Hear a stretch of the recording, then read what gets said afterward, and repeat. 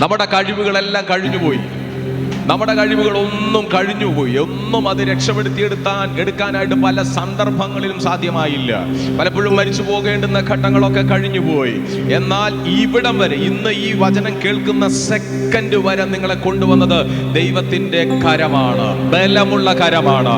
ഇതിനപ്പുറത്ത് ഇനിയുള്ള നാളുകളും നടത്തുന്നത് ദൈവത്തിന്റെ കരമാണ്.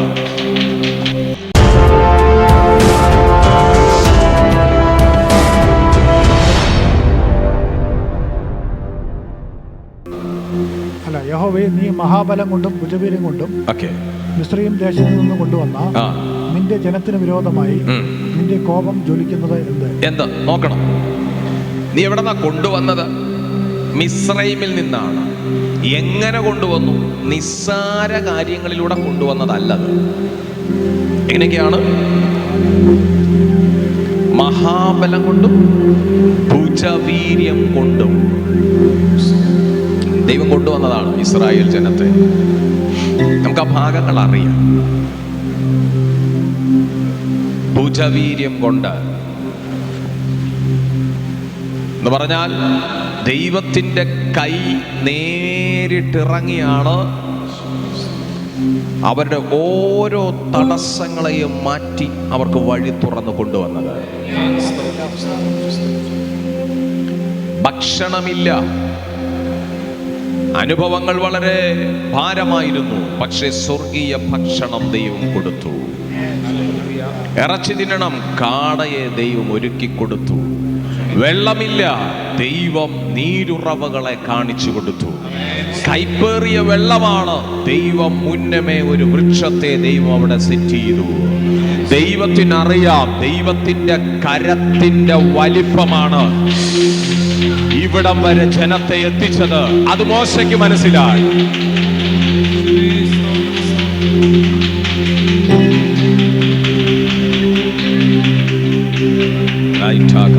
ഇന്ന് പകൽ ഇവിടെ ഇരിക്കുന്ന നാം ഓരോരുത്തരും പറയണം, ഞാൻ ഇവിടം വരെ നിൽക്കുന്നത് എന്റെ കുലമഹിമകളോ കഴിവുകളോ അല്ല, ദൈവത്തിന്റെ കരമാണ്.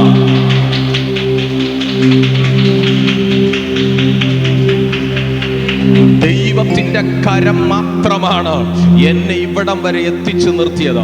ഇനി അടുത്തൊരു ദൂത് ഞാൻ പറയാം, ശ്രദ്ധിച്ച് കേൾക്കണം നിങ്ങൾ. എന്നിട്ട് ദൈവത്തിന് മഹത്വം കൊടുത്തോ. സ്തോത്രം. നിങ്ങളെ ഇവിടം വരെ എത്തിച്ചത് ദൈവത്തിന്റെ ബലമുള്ള കരമാണ്. ആണല്ലോ. ഇനി ഇവിടുന്ന് അപ്പുറത്തേക്ക് നടത്താനും ആ കരം മതിയായതാണ്.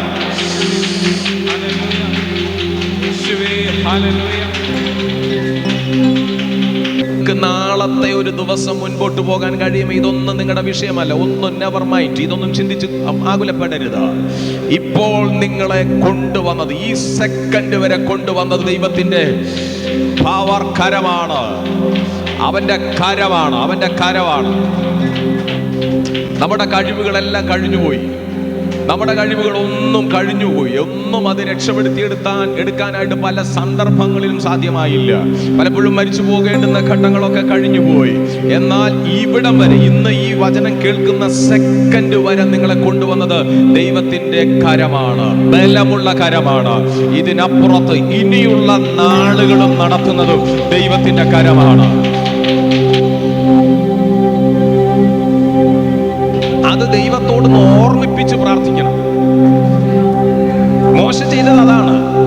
മോശയുടെ പ്രാർത്ഥനയുടെ രീതി അതായിരുന്നു. ദൈവമേ, നീ ജനത്തെ നിന്റെ കരമാണ് കൊണ്ടുവന്നത്, ബലമുള്ള കരത്തിലാണ് കൊണ്ടുവന്നത്. സ്തോത്രം. ദൈവത്തെ ഓർമ്മിപ്പിക്കുകയാണ്. ദൈവത്തെ ഓർമ്മിപ്പിക്കണം നമ്മുടെ പ്രാർത്ഥനയില്.